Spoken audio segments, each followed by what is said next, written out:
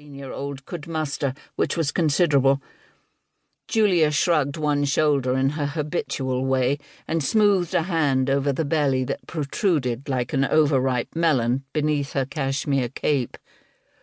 "What's more important, some silly rugby game or our grandparents' anniversary?" Fox let out a sound somewhere between a pish and an oath that would have had him simmering in his room for 2 whole days had their grandfather heard him. "What do I know about teacups, anyway?" he mumbled into his shirt collar. "Don't see why I had to come." Phoebe hid a grin. She had nothing but sympathy for him, really, and had it been up to her, she'd have spared him the trouble of this outing. But Julia had insisted, and in her delicate condition there was simply no debating with her. She had become rather like Grams that way. "It's not just teacups," Julia announced with a sniff. "It's an entire set of china by the very same company favoured by Queen Mary, and Grams and Grandpapa have not had a new set of china since long before the war." "I doubt Grandpapa very much cares either way," Fox retorted once more to his collar. Julia pretended not to hear him, and paid no mind when he added, "Who cares what Her Majesty favours? It's not like she's coming to take tea at Foxwood Hall any time soon."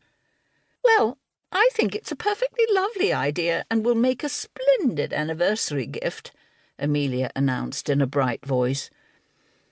"You think everything is a perfectly lovely idea," their brother murmured with no small sarcasm, and sank lower in the seat. His knees hit the back of the seat in front of them, revealing how much taller he had grown over the summer months. Amelia shook her head in resignation. "Really, Fox, can't you make even the smallest effort to be cheerful and enter into the spirit of the occasion?" When Fox raised his chin to respond, Amelia didn't give him the chance. "This is the first time the 4 of us are on our very own. You understand, and wouldn't it be jolly if we could simply get along and accomplish something worthwhile as a family? Don't Grams and Grandpapa deserve that from us? I'm not speaking merely of the china, but of showing our gratitude to them for raising us by assuring them they've turned out 4 thoughtful, responsible, and sensible individuals, rather than a pack of squabbling geese." Fox swallowed whatever he was going to say, or perhaps he couldn't find the words at all. A surge of colour engulfed his face.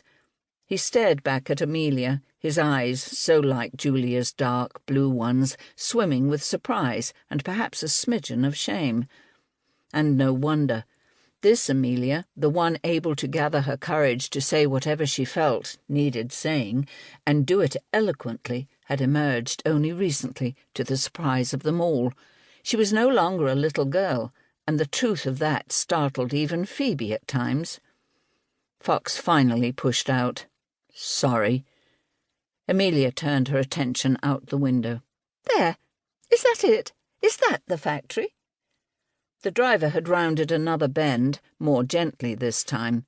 The view revealed a collection of red-brick buildings huddled in the snaking curve of a river. They formed a large quadrangle with several smaller enclosures within. Scattered among the buildings were rows of towering, bottle-shaped structures that sent out spirals of smoke. Beyond the factory precincts, row houses fanned out in all directions. Phoebe supposed many of Crown Lily's workers lived in those houses. Fox leaned to see around Amelia's and Julia's shoulders. "Good grief, it looks like a prison. I hope we're not going there." His contrition had proven all too brief, but in fairness, he wasn't far off. Even from a distance, Phoebe found the place grim to the extreme, and she couldn't imagine some of the country's finest, most delicate china being fashioned within its bleak walls. "What did you expect?" Julia didn't bother glancing out the window, but sat examining the manicure she'd had the day before.